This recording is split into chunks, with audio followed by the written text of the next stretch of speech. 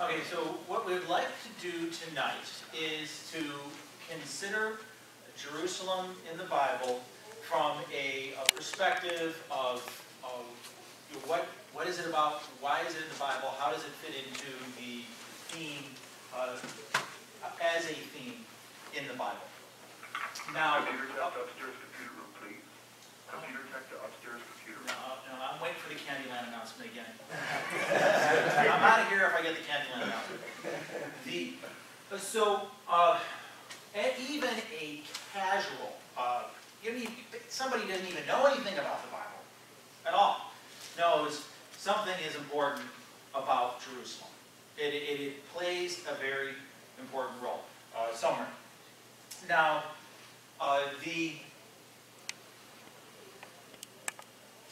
anyone who studies the Bible in a little bit of detail realizes that is indeed the case. It is very important to the storyline. Now, one thing that is important to realize about the Bible, because whenever you have an important storyline, the way to approach it is to take a look at how it's developed. Where does the story start? How is it expanded? And then sort of what's the climax of the story. So it is a topic like Jerusalem is more than just, hey, this is a location and just happens to be in a convenient location and it kind of just fits in because it's at the right place at the right time. That's highly unlikely and something that it occurs at such an important place in the scriptural text. By the way, just to let you know that the Bible is very consistent in presenting themes. I like to think of the Bible can be thought of as many ways. It's a novel. It's very much a story that has a beginning, a middle, and the end. Another way to think about it is it's the prototypical PowerPoint presentation. Anyone ever learn how to do a PowerPoint presentation? The way you do a PowerPoint presentation is you tell them what you want to tell them, then you go ahead and tell them, and then you tell them what you told them. And the Bible is very much constructed in that fashion. So all the critical themes are introduced quite quickly and in a very concise way at the beginning of the Bible, and then those themes are expanded throughout the scriptural text.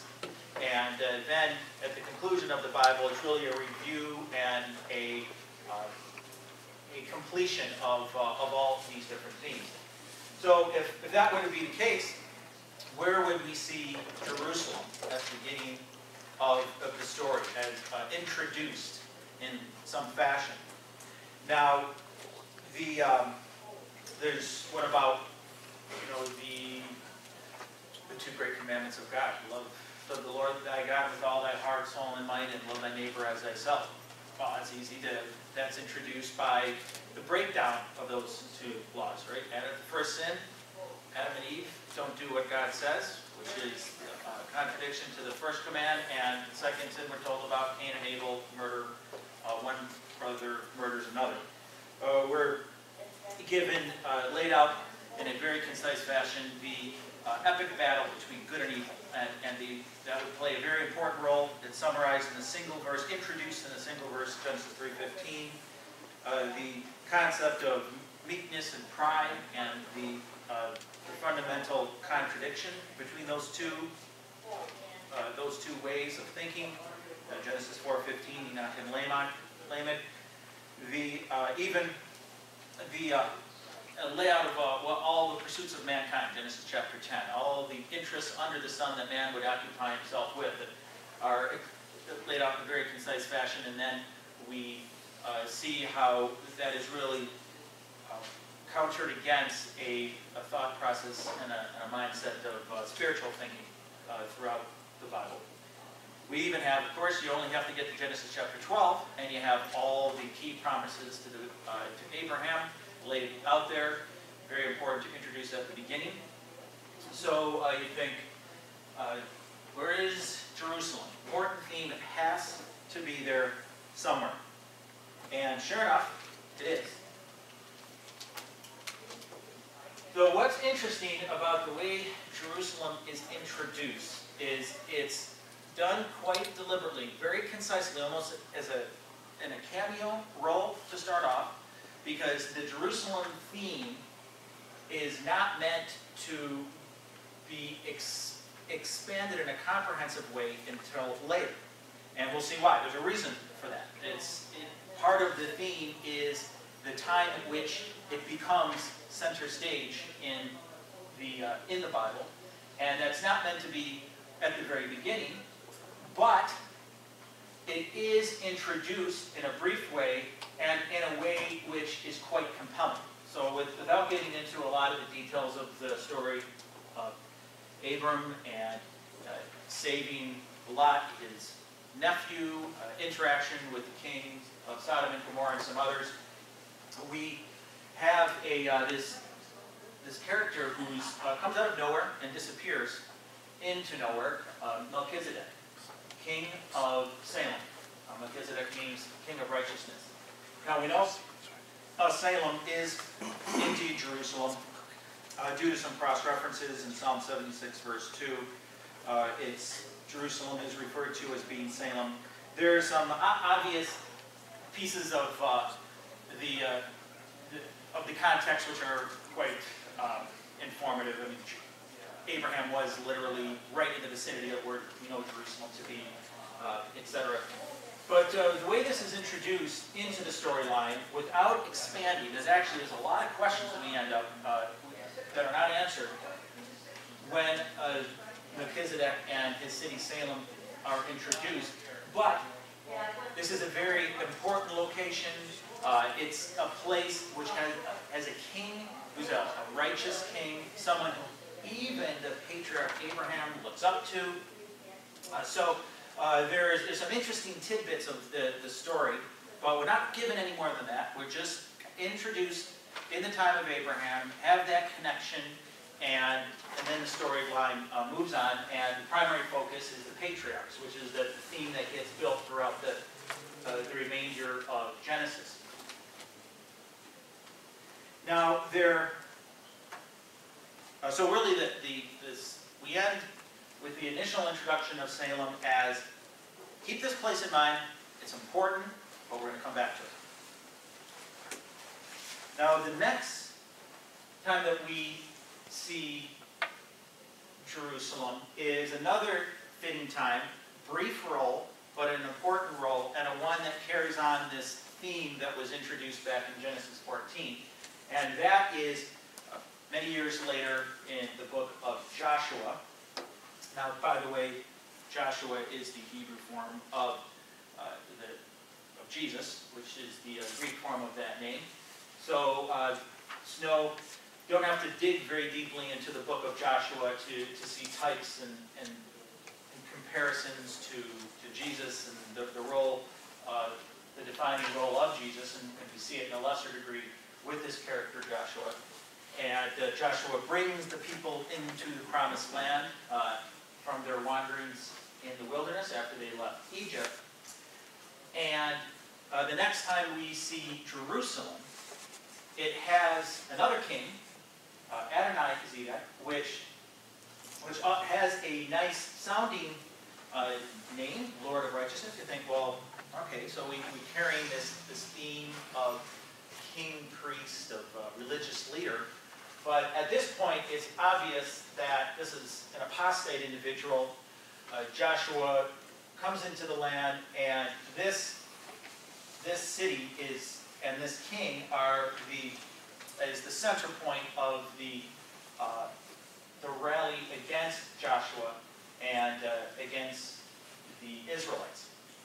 So a great battle ensues, and then this king is defeated by Joshua's army.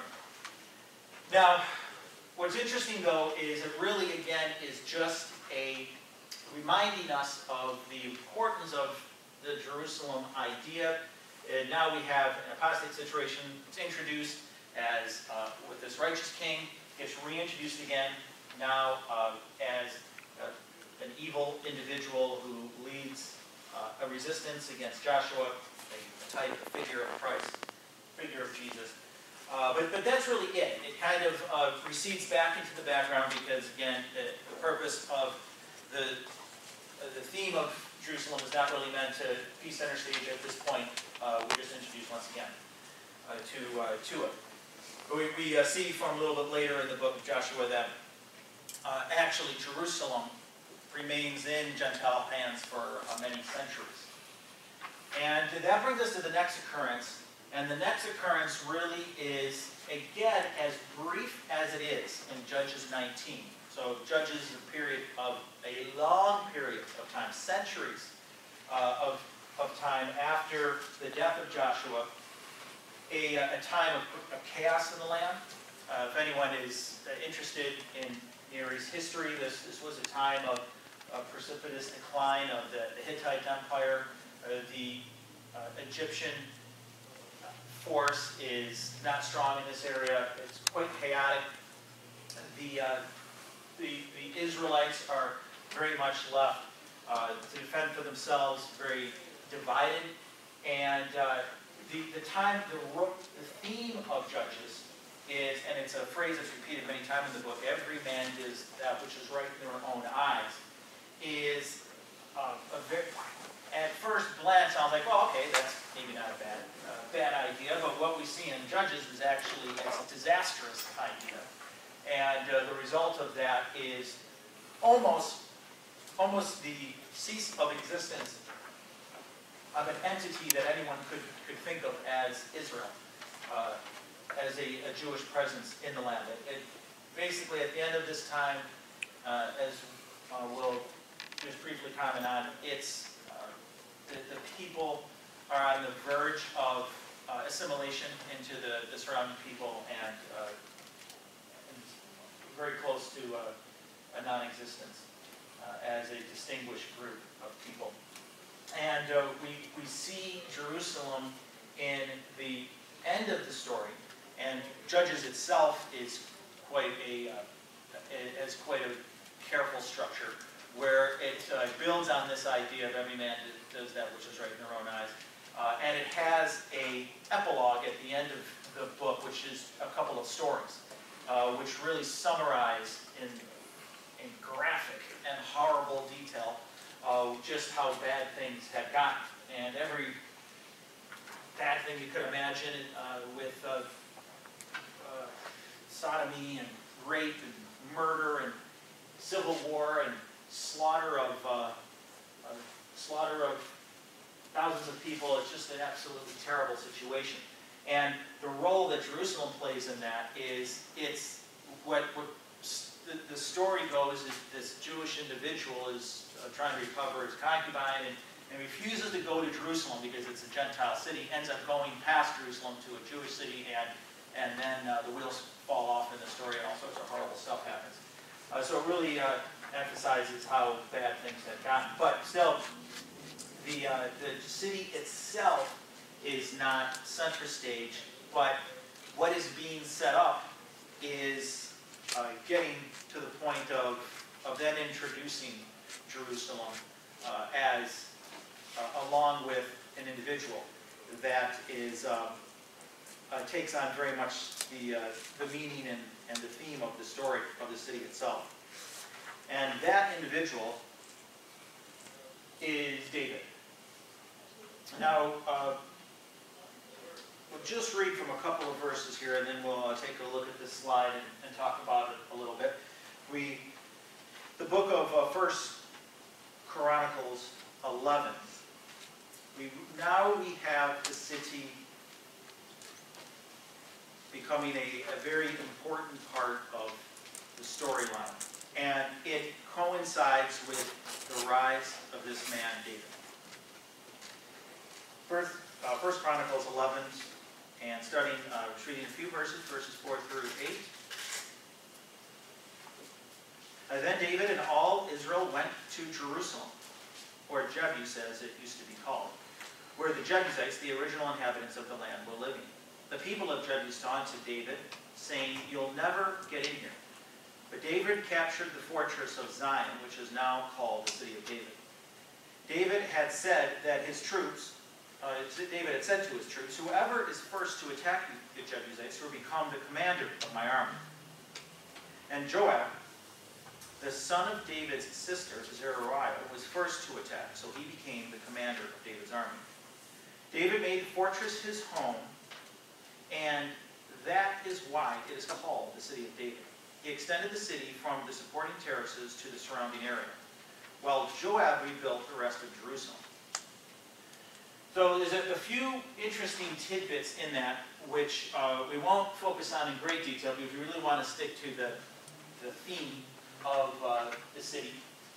But careful reading of that section shows that there's more than just coming up to the walls of the city and taking it, and that's the end of the matter. We have the introduction of this man Joab into the text, and there's quite a substantial part of the historical piece of the Old Testament, which the historical section of the Old Testament, which is focused on David. David is built up as a character, as a personality, to a great degree. We learn a lot about David. We really get to know this person quite intimately, and it's a fascinating character.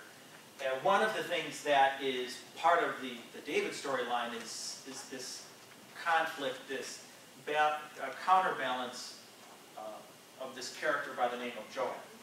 And Joab becomes the captain of the army. He's a very different character than David. You have David, a man after God's own heart. You have Joab, a man after Joab's heart. And David, what's good for the people, what the principles that God want him to live by, and that will direct his footsteps. And you have Joab being driven by what's important to Joab. So you have this conflict. And this conflict, again, if you carefully read those verses, actually impacts the city itself.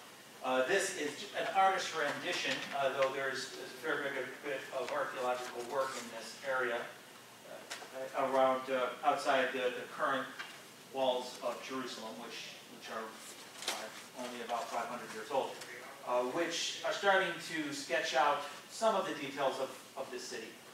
But David basically takes the upper city, the citadel, and that becomes his palace. And when in the story, it almost seems to become sort of the ancient version of Camelot, really a center of worship and a center for a king who changes all the rules and is so much more than just the life of a monarch. And then you have the rest of the city, which basically comes under the administration of Joab. And it's interesting because that sort of two faces of Jerusalem become really quite appropriate as the story of Jerusalem expands in the Bible. What we have on one side, the David, the Jesus of the Old Testament, the one who saved the nation on the verge of dissolving, nation broken into little tribes, a nation besieged on every side, a nation on the verge of being crushed by these Philistines who had inhabited the coastal areas. The poor attempt to establish a monarchy under King Saul, who was before David, a miserable failure, meeting a disaster, catastrophic military defeat.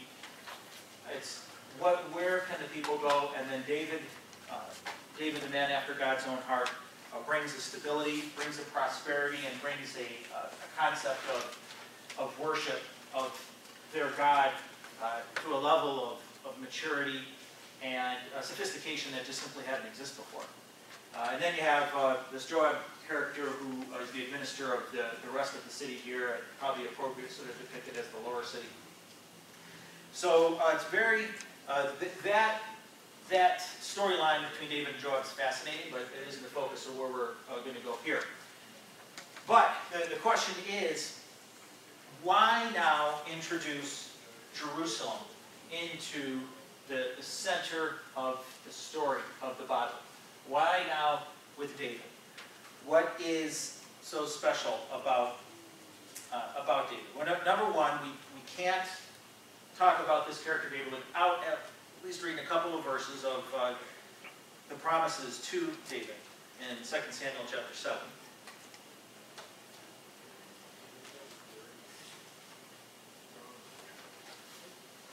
Second Samuel chapter 7. Just reading a section of this, we won't go through the whole thing. Starting at verse 12. For when you die, this is God talking to David, and are buried with your ancestors, I will raise up one of your descendants, your own offspring, and I will make his kingdom strong. He is the one who will build a house, a temple for my name, and I will secure his royal throne forever.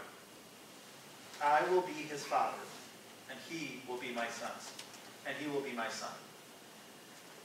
Now, okay, so we'll follow that theme to the natural son of David, but just casually reading those verses and knowing a little bit about history, you know that there's something left unfulfilled about those couple of verses, those few brief phrases, even by the end of the life of Solomon, David's son. And there is some obvious pointing towards a son who would be much more than Solomon. Of course, that's the Lord Jesus. But back to this connection with David and Jerusalem. What is interesting is up until this point, we're just given cameo appearances by Jerusalem. We're not really told very clearly that this is going to become a very special location. We got to, even in these verses right here, we see it's kind of, well, you can conclude that these promises can only be fulfilled if there's a location where David establishes his throne, and well, he ends up establishing it in Jerusalem. But why aren't we told clearly, back in Genesis or somewhere, that Jerusalem's a special place, and I've decided that that's going to be the case?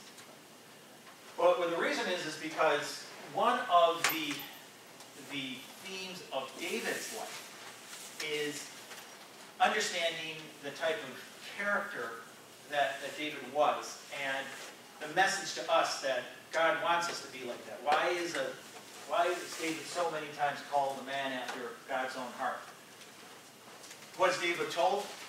Take this city. I want you to take Jerusalem, David, because that's my chosen city. We're never told that. So can we conclude that God didn't know what city would be this special place? Well, it's very important that we understand how we're told by people like Paul the Apostle how to read the Bible. We shouldn't try to speculate and try to ask hypothetical questions that we don't know the answer to. Right? All we're told is David was a man after God's own heart. He saw this city, and he took it, and now it becomes center to the story. Now, if you take a look at David's life, what's the great introduction to David? Of course, the story of Goliath, right? So he is, David and Goliath now really becomes a symbol, and you hear it all the time.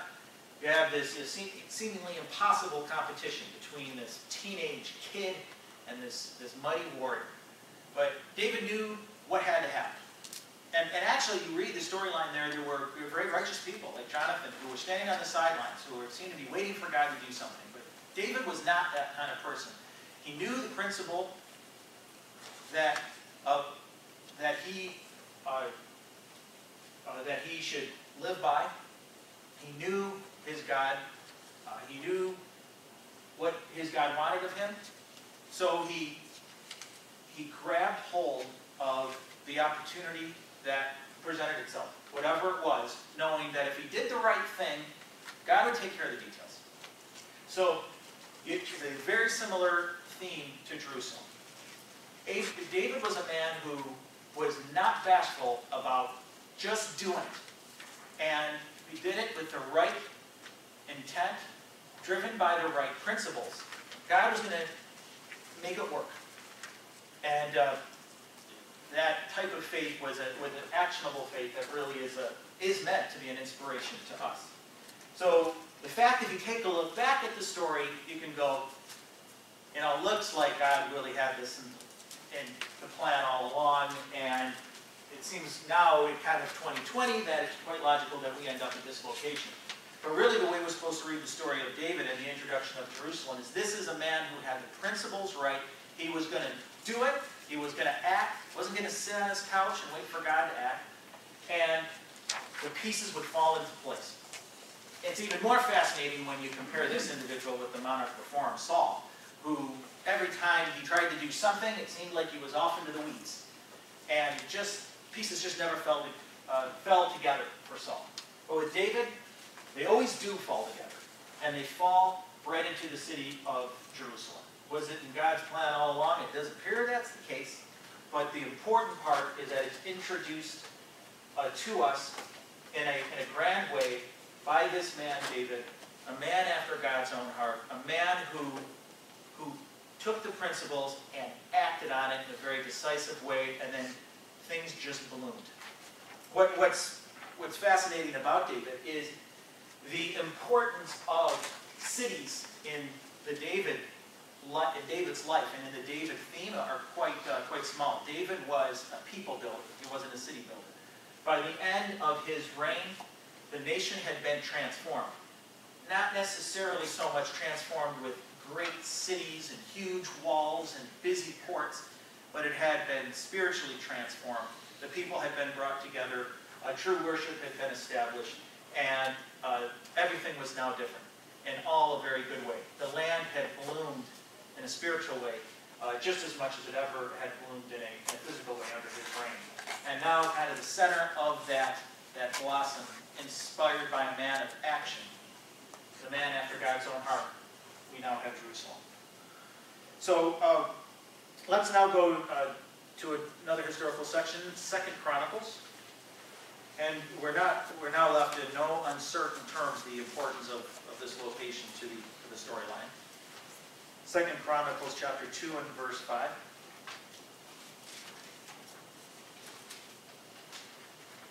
Now this is during the reign of Solomon, David's son.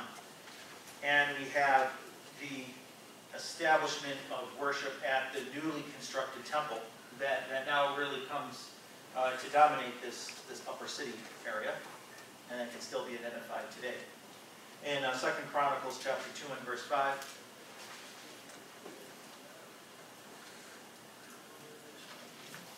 the priests and the Levites brought up the ark along with the special tent and all the sacred items that were with it.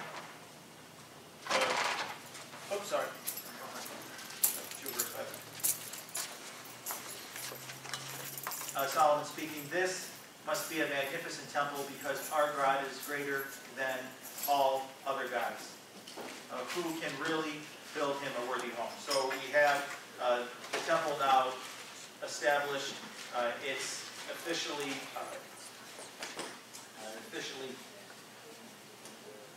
opened by Solomon, by King Solomon at this time. And then we go to a chapter later, 2 Chronicles chapter 6. Again, Solomon still speaking.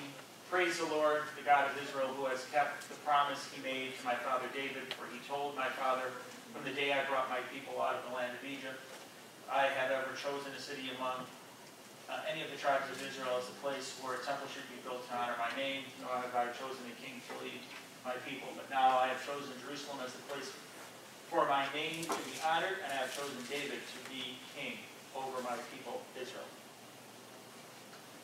So there's no doubt at this point of the importance of Jerusalem as now a physical and a very impressive location in the land with this huge temple. Now, we won't take a look at some of the cross-references, but if you're taking notes, this is a very important fulfillment of a promise that It's gone back many, many centuries. Deuteronomy chapter 2 and verse 5. God said that he would one day establish a place of worship in the land, and this now is the fulfillment of that. And there's many other passages which we, throughout the historical books, Kings, Chronicles, that refer to the fulfillment of this promise. Now, here we are then, seeming the end of the story. Or is it the end of the story? So we have Solomon, the son of David, a fulfillment of the promise to David, but is it the final fulfillment? Well, we see that there's problems with Solomon. He is very much a flawed character, and this manifestation of the promise, we realize now, is one initial manifestation, but that there must be something to look to in the future. And the reason that is because Solomon reigns mostly. It's a good reign, but really the nation starts to fall on difficult times even before his death. And then we have this period of the kings, which is another lengthy and interesting and a bit complicated section of history of the Jewish nation. It breaks into two kingdoms, the north and the south kingdom, and there's civil war between those two. There's all sorts of problems in the northern kingdom. The southern kingdom, which still has its capital as Jerusalem, has its ups and downs. They have kings who have it together, times of prosperity, and they have times of great trial and struggle, invasion, siege, and it's very much a time of up and down. Now this is an artist's rendition of the city as it could have looked, be very close to as it would have looked, because there are parts of the wall during this later period of the kings that have been found and traced back to this time period. But what happens is the decades go by, the centuries go by, Jerusalem continues to grow, continues to be an important center of worship, is the capital of the southern kingdom of Judah, that during this long period of the kings is really the dominant of the two nations. The more wealthy, the more stable, the one that holds together some semblance of a proper worship around the temple to the God of the patriarchs.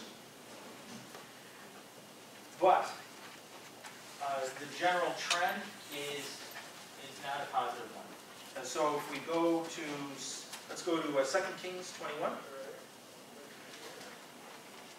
Now flipping over many decades in the historical text.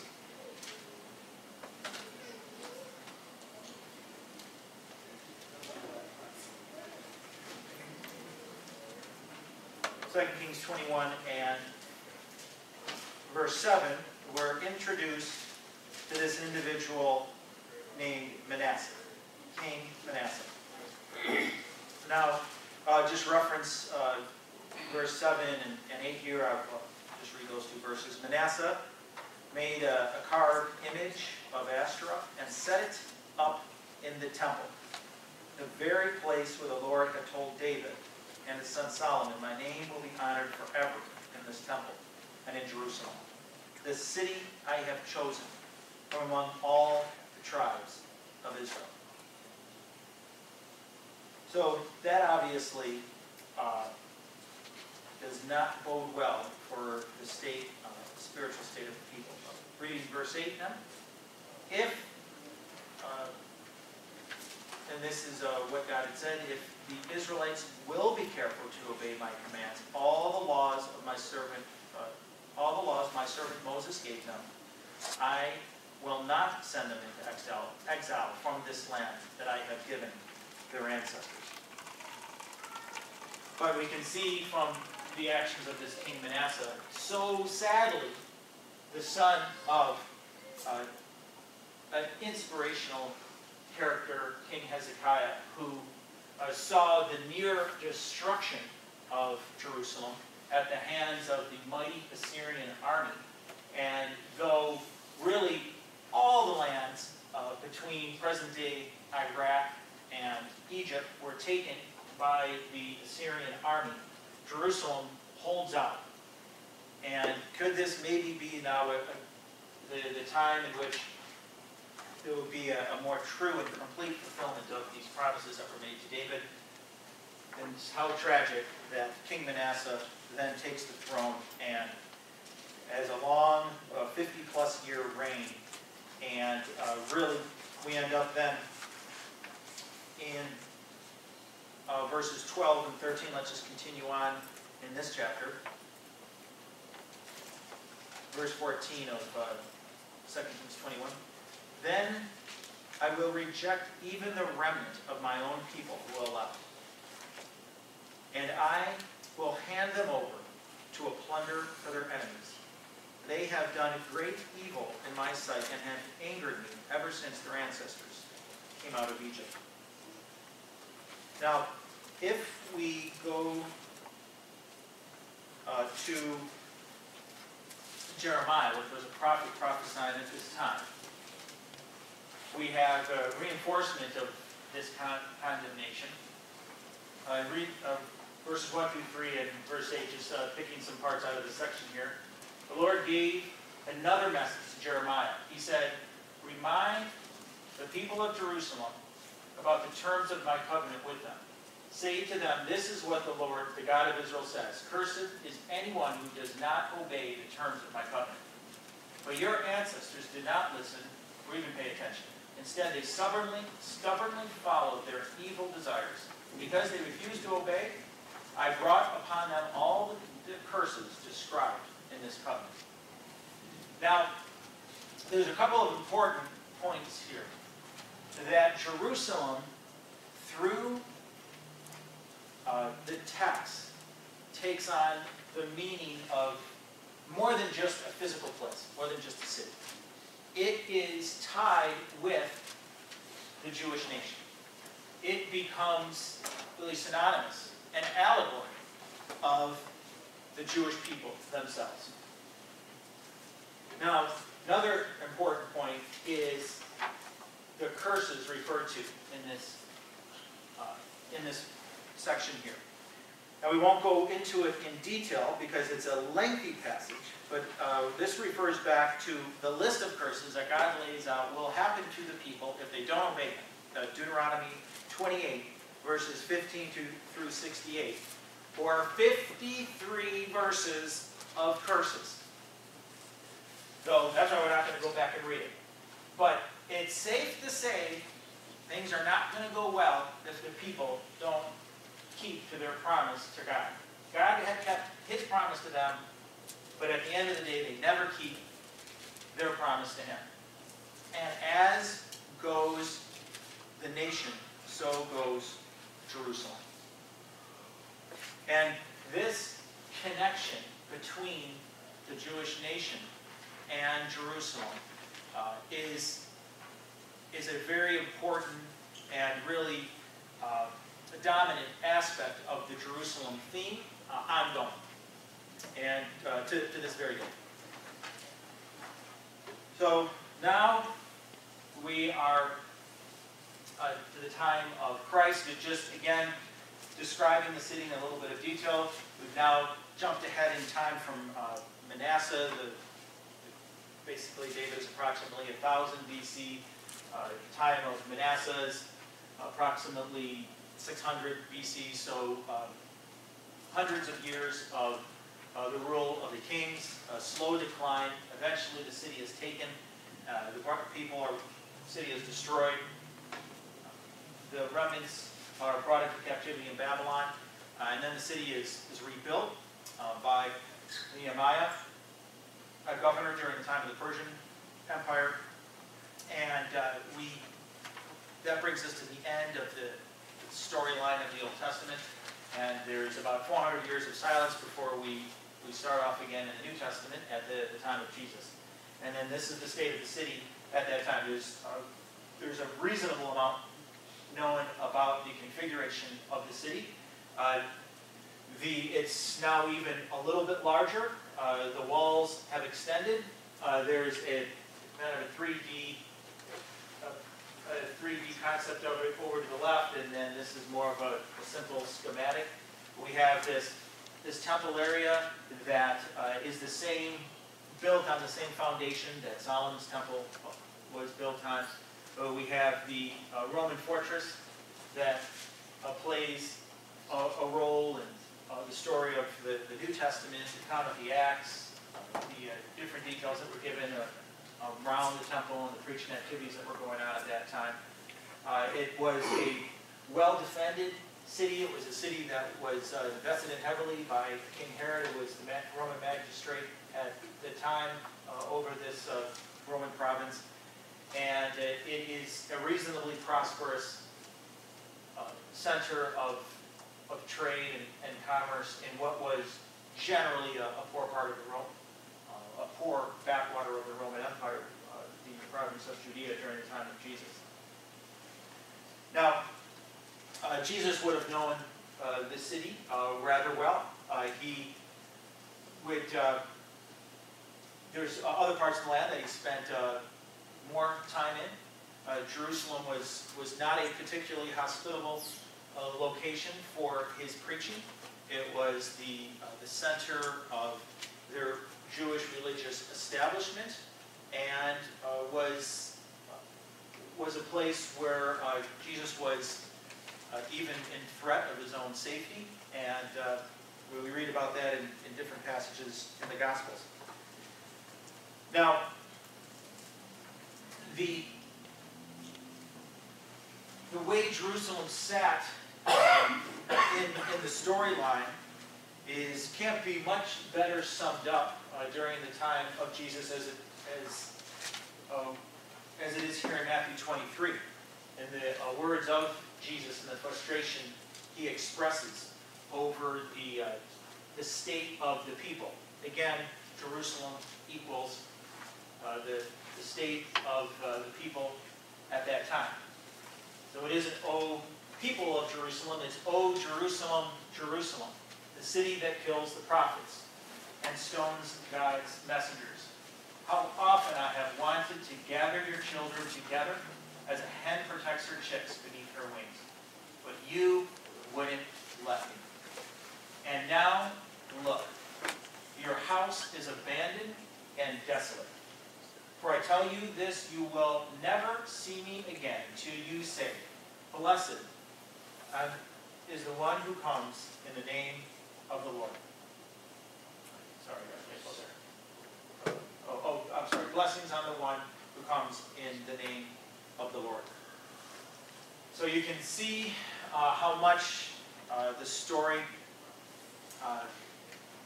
ends in a tragic way. When Jesus utters those words, Jerusalem is not, at that time, a desolate city.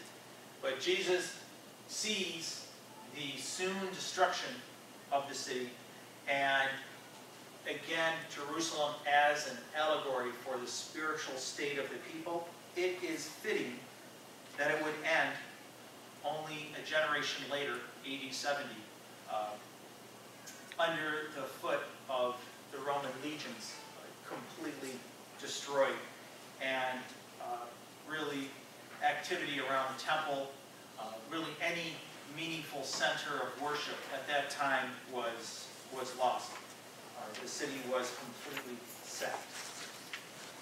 So it's interesting to see the progression over the centuries and to see the storyline expand. So it is tied to the great type of Jesus, David. It is really linked at that time with such a wonderful person to the nation. But then, as the nation goes, so then goes the city. The people go off and and find their destruction due to their choice, their behavior, their decision to reject their God. And the city, now a symbol of those people, is destroyed along with it. Now that brings us to the current state. And how symbolic that the center of Jewish worship now is a crumbling foundation of the original temple precinct built by Solomon. And I've been to Jerusalem, and it's not any more impressive in real life. You'd think they'd at least have pulled the weeds out, but it is a crumbling, weed-filled foundation. And so fitting of the plight of the Jewish people. They have not had a great couple of millennia. It's been a struggle. They have suffered persecution. Of course, we're all familiar with, in recent decades, the abstract brutality of the Nazis and their extreme level of anti-Semitism. But it's been a rocky road for the people now for many, many centuries. And as the city now sits divided, again, I've been to Jerusalem. Could you call it a beautiful city? It's an interesting place. It's a mix of old and new. It's divided, very much a divided city.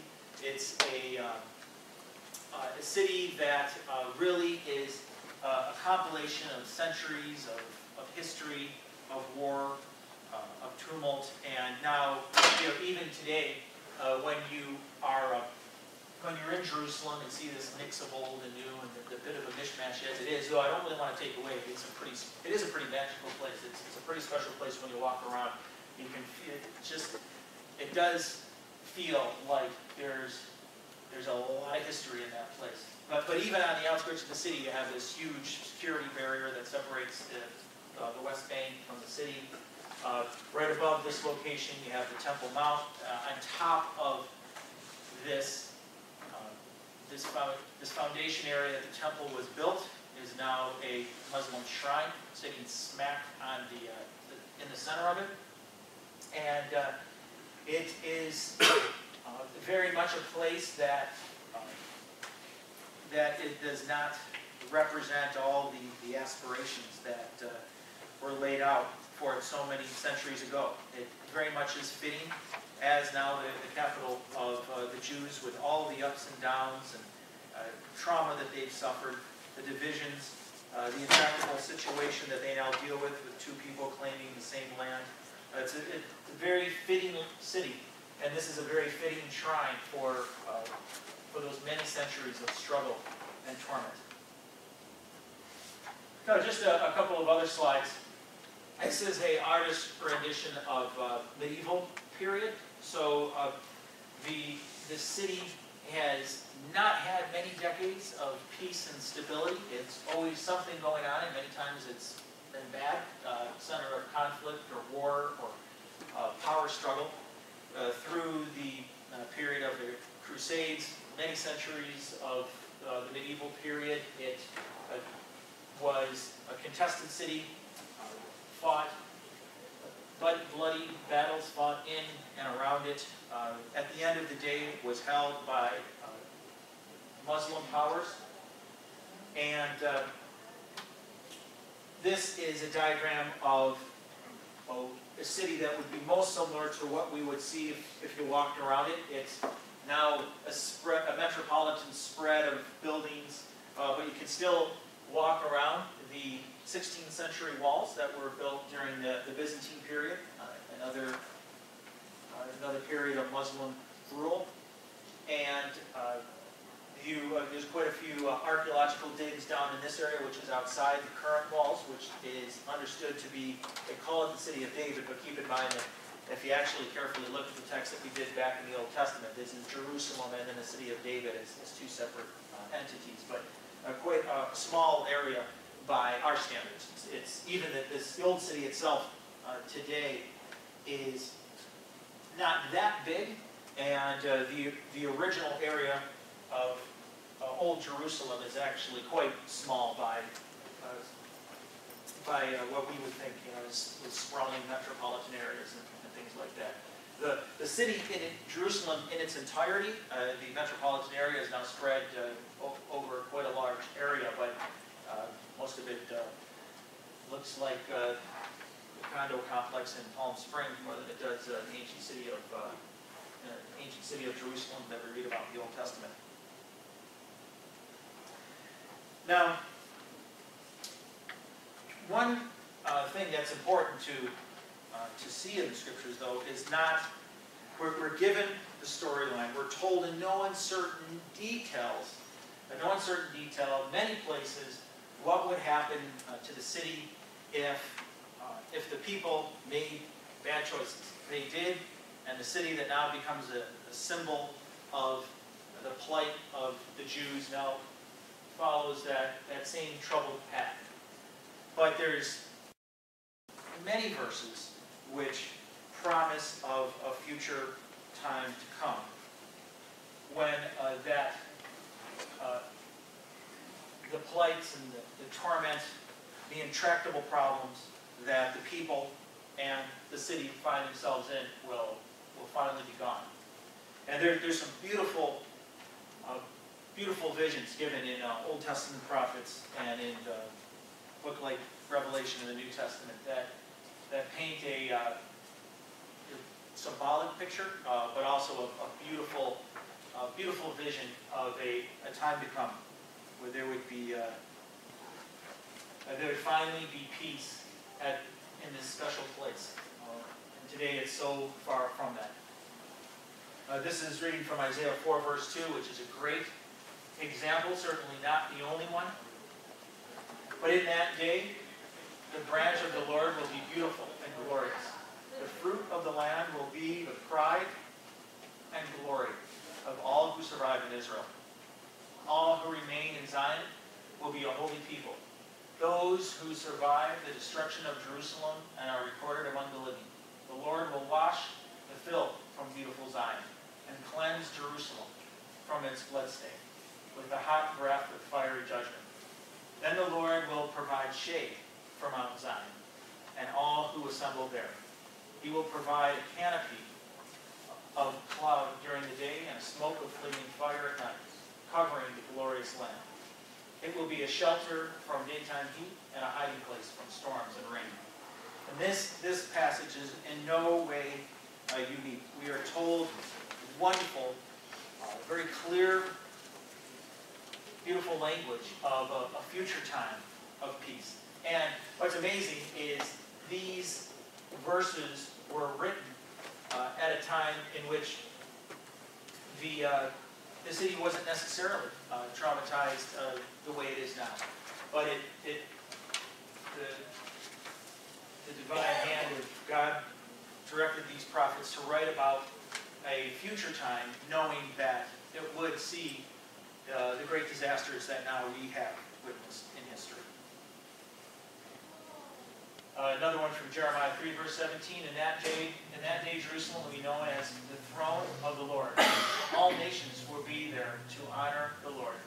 They will no longer stubbornly follow their own evil desires. And again, it's looking to, obviously, a future time. Again, during the time of Jeremiah, there was a nation of Israel. There was a king sitting on the throne. But Jeremiah looked to a future time in which that would go away and there would be a different manifestation that did not exist during that time, was different than this natural, this human king who made so many mistakes and ran the people and the city into the ditch. So I'll just leave that with you when it comes to researching Jerusalem in the Scriptures. There just simply is no doubt about what the vision is in the Bible. It is consistent through prophets over numerous chapters, authors, and periods of time of when these books were written, that the city would see great struggle, as we have seen it. It would be destroyed. It would follow the path of the people that lived in it and suffer all the travails, but there would be a future time where there would be peace and stability. And we hope that that day comes soon, because we certainly don't see the land in that condition now. All right. Thank you.